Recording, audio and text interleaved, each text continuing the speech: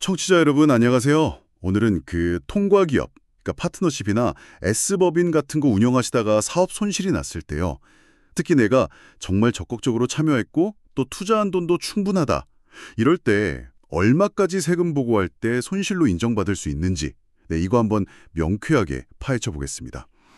좀 복잡해 보일 수도 있는데 IRS 간행물 구요랑 관련 규정 보면서 핵심만 딱 짚어볼게요. 바로 시작하죠. 네, 이거 정말 중요한 주제죠. 사업 손실 공제라는 게 그냥 손실 났다고 다 되는 게 아니거든요. 맞아요. 몇 단계를 꼭 거쳐야 해요. 오늘 딱 질문 주신 것처럼 실질적 참여도 하고 기준액도 충분할 때 이 과정을 확실히 아는 게 중요합니다. 그렇죠. 잘못하면 받을 공제도 놓칠 수 있으니까. 네. 자, 그럼 첫 번째 관문, 바로 실질적 참여를 했느냐, 이거부터 따져봐야죠. 네, 맞습니다. 이게 왜 중요하냐면 만약 참여가 그냥 소극적이었다. 이러면 소극적 활동 손실 제한 규정 때문에 공제가 확 묶이잖아요. 그렇죠. 세법에서는 그걸 구분하려는 거니까요. 진짜 사업하는 사람이랑 그냥 돈만 넣어둔 사람이랑은 다르다. 뭐 이런 거죠. 아하, 실질적 참여라는 건 그러니까 규칙적으로 계속 그리고 상당히 깊게 관여하는 걸 말하는 거죠. IRS 간행물 구요의 기준이 한 7가지 정도 있던데요. 네, 그중 하나는 만족해야 실질적으로 참여했다고 보는 거죠. 다행히 오늘 청취자분은 이 기준은 충족하신다고 가정하고 그럼 다음 단계로 넘어가 볼까요? 네, 좋습니다. 실질적 참여를 했다면 이제 큰 산 하나는 넘은 셈이죠. 소극적 활동 손실 제한은 피했으니까요. 근데 이게 끝이 아니에요. 그렇죠. 다음 관문은 바로 기준의 한도 확인. 이건 좀 더 직접적인데 내가 이 사업에 넣은 내 돈만큼만 손실을 인정해주겠다 이런 개념인 거죠. 정확합니다. S법인 주주라면 내가 투자한 주식 금액이나 또 내가 회사에 직접 빌려준 돈, 이게 기준액이 되고요. 파트너십은 파트너 지분에 대한 기준액이 한도가 되는 거고. 네, 그게 이제 손실공제의 첫 번째 진짜 한도선이라고 보시면 돼요. 내가 감수한 투자 위험만큼만 일단 책임을 진다, 이런 논리죠. 근데 이 기준액이라는 게 고정된 게 아니잖아요.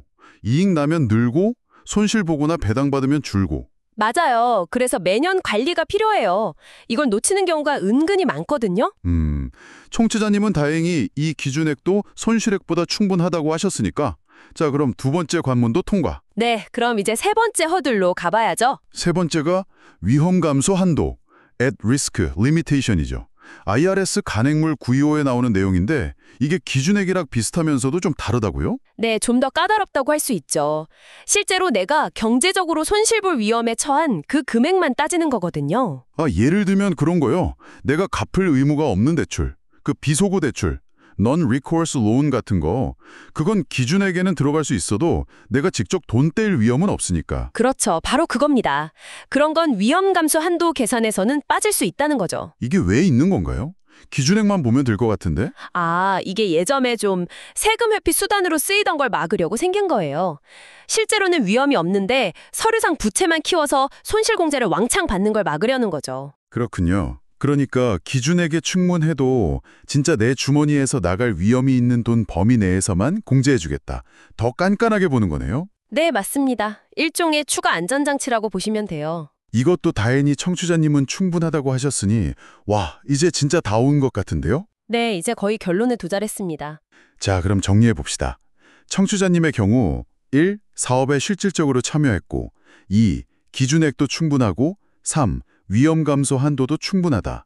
이 세 가지를 모두 만족하면 이제 어떻게 되는 거죠? 드디어 그 사업에서 발생한 일반 사업 손실을 다른 소득에서 공제할 수 있게 되는 겁니다. 오, 예를 들어서 급여소득 같은 거요? 네, 맞아요. 이자 소득이나 배당 소득 같은 다른 소득에서도 공제가 가능하죠. 만약 사업 손실 지분이 1,000만 원이다? 그럼 이 1,000만 원 전체를 다른 소득이랑 상계해서 세금 부담을 줄일 수 있는 거예요. 와, 그럼 만약에 다른 소득이 충분히 많다면 그 해 세금을 꽤 줄일 수 있겠네요.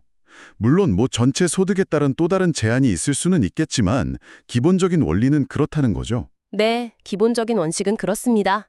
이 세 가지 주요 허들을 넘으면 해당 연도 손실은 다른 소득을 줄이는 데 사용될 수 있어요. 이게 통과기업에 적극적으로 참여하는 사업자의 큰 혜택 중 하나죠. 오늘 정말 중요한 내용 짚어봤네요. 사업 손실 공제, 핵심은 실질적 참여, 기준액 한도, 그리고 위험 감소 한도. 이 세 가지를 순서대로 확인하는 것.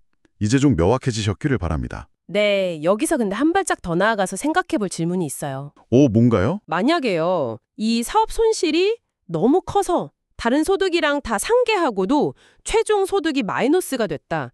이걸 우리가 순영업 손실, NOL이라고 부르잖아요. 아, 네네. 순영업 손실. 이 남은 손실은 그럼 어떻게 될까요? 그냥 그 해 사라지는 걸까요? 아니면 이걸 뭐 다음 해로 가져가서 쓸 수 있을까요? 오, 그러네요. 손실이 너무 크면 그럴 수도 있겠네요. 네, 이 NOL 처리 규정도 IG 자료에 보면 꽤 자세히 나와 있는데 이것도 상당히 흥미로운 주제거든요. 이 남은 손실을 어떻게 활용하느냐 마느냐도 중요하니까요. 와, 그것까지 알면 정말 완벽하겠는데요? 그렇죠. 이건 다음에 기회가 되면 좀 더 깊이 파고들어 보면 좋을 것 같습니다. 청취자 여러분, 오늘 분석이 도움이 되셨길 바라고요. 다음 시간에 또 유익한 정보로 찾아뵙겠습니다.